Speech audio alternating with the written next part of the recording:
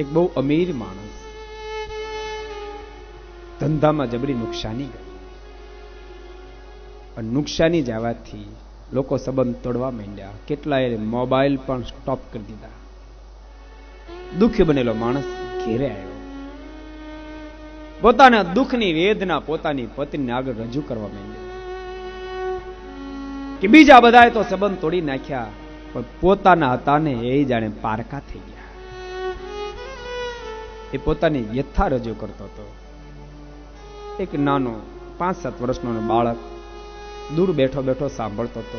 એને બિચારાને વાતમાં કઈ ખબર ન પડી, પોતાના શું પારકા શું, પણ મનમાં એટલું નક્કી થઈ ગયું, થોડા દિવસથી ખબર નહીં ઘેરે કોઈ મહેમાન આવતું જ નથી, કેમ નથી આવતું ખબર નહીં. પણ એ પ્રશ્ન એના મગજમાં ઘૂંટાતો જ રહ્યો. પોતાના પારકા એટલે શું, પોતાના પારકા એટલે શું. સ્કૂલે ગયો, સ્કૂલની અંદર ટીચર ભણાવતા પ્રશ્ન કર્યો ટીચરે કે ભાઈ કોઈને કઈ પ્રશ્ન પૂછો તો પૂછી શકો. અન પેલા બાળકે આંગળ ઊંચી કરી, સર, હા બોલી બેટા, પોતાના અને પારકા એટલે શું? અમને નથી સમજાતો, આપ સમજાવો ને. ટીચરના મનમાં વિચારતી, ઓહો, આ 7-8 વર્ષના બાળકને વળે આવો પ્રશ્ન, પોતાના એટલે શું, પારકા એટલે શું?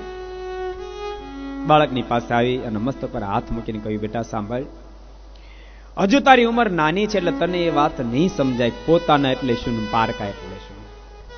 પણ એટલું તને ચોક્કસ કહું છું, માણસનો સમય જ્યારે સાનુકૂળ હોય ને ત્યારે બધું પોતાનું થાય છે, અને સમય જ્યારે વિપરીત થાય ને ત્યારે બધું પારકું થઈ જતું હોય, પછી કોઈ બોલાવા તૈયાર હોતું નથી.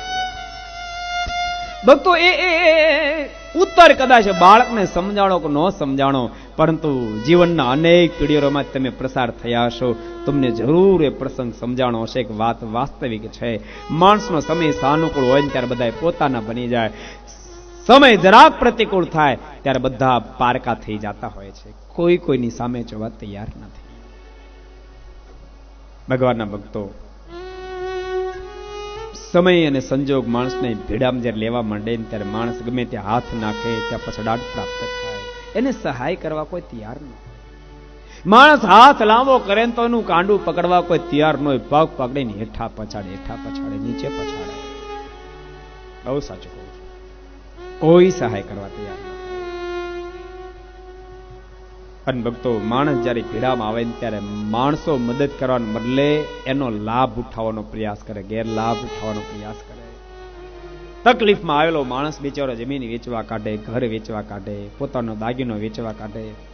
25 લાખની જમીન અંત 15 માં આપીશ, ક્યાં જવાનો આફોડો આપશે. 10 લાખનું મકાન 6 લાખમાં આપવું.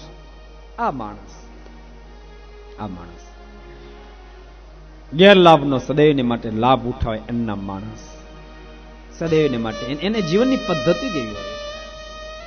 આપત્તિ વિપત્તિમાં લોકોને સહાય કરવાને બદલે એને વધારે પરેશાન કેમ કરે એનો પ્રયાસ કરે. ભક્તો, તમને બધાને કહું, ઠાકોરજી સારા દિવસો આપે ને તો કોકને મદદ કરજો, કોઈને સહાયરૂપ થાજો, થાય એટલી મદદ કરજો. કોઈને આંખોના આંસુ લૂછજો, કોઈને આતડીને ઠારશો, કોઈ નિરાધાર દિન દુખિયાના આશીર્વાદના પાત્ર થાજો. ભક્તો, આપણી સંસ્કૃતિ એ છે.